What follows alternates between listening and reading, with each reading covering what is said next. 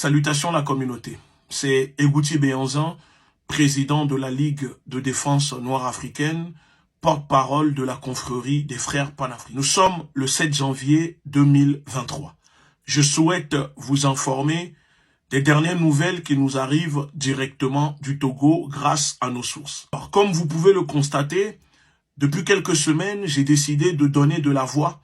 J'ai décidé de médiatiser les problématiques qui minent le Togo, que ce soit sur le plan sécuritaire, le terrorisme ou encore les détournements de fonds publics et la gabégie qui est pratiquée comme sport national par les barons de l'armée au Togo. Il y a quelques jours, j'ai révélé maintenant que les primes et les salaires des personnels de la primature, des GDC, les gardes du corps, les serveurs, les travailleurs, les agents d'entretien sont impayés depuis août 2022.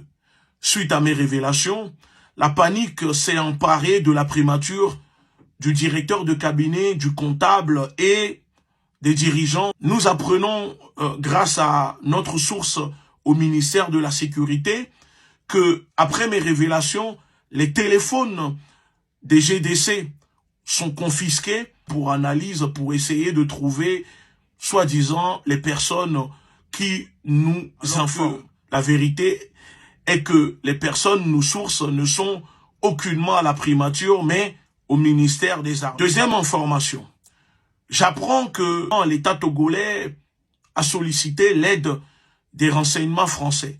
Et en plus de solliciter l'aide des renseignements français, il se peut qu'une discussion s'est déroulée à la présidence où ils évoquent les services d'une entreprise israélienne pour essayer de pirater mes réseaux ou mes téléphones dans les jours ou semaines à venir pour découvrir qui sont les personnes qui nous rassurer l'État togolais ou ces barons que je dénonce qui veulent pirater mes réseaux ou mes téléphones. Ce n'est pas la peine de vous fatiguer. Même si vous arrivez, il n'y aura rien. Au pire des cas, moi c'est ce que j'attends. Cela permettra enfin que les médias internationaux s'intéressent à ce que je dénonce depuis des semaines. Et cela mettra encore plus la lumière sur la situation au Togo. Et à mon niveau, je n'ai pas peur du tout de Pegasus.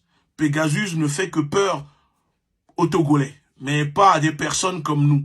Demandez bien aux renseignements français